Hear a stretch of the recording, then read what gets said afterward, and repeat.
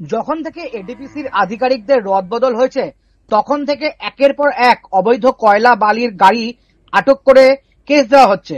সেই মতো যখন থেকে বারাবণীর ভারপ্রাপ্ত আধিকারিক দিব্যেন্দু মুখার্জি ভার নিয়েছেন, ঠিক তখন থেকেই একের পর এক অবৈধ বালির গাড়ি আটক করে বালি চুরির কেস দেওয়া হয়েছে। গতকালকে রাত্রেবেলায় অভিযান চালিয়ে 3টি ট্রাক্টর বালি বোঝাই করে অজয় নদী থেকে মেন রাস্তায় ওঠার সময় হাতে নাতে ধরা পড়ে। পুলিশ তাদের কাছে বালির বৈধ চালান খুঁজলে ড্রাইভার তাদেরকে দেখাতে না পারায় বালি ভর্তি ট্রাক্টর সমেত 3জনকে চালককে আটক করে এবং আজ তাদেরকে আসানসোল জেলা আদালতে তোলা হয়। পুলিশ সূত্রে খবর অনুযায়ী 7 দিনের পুলিশি কাস্টডি চাওয়া হলে জেলা আদালত 3 দিনের পুলিশি কাস্টডি দেওয়া হয়।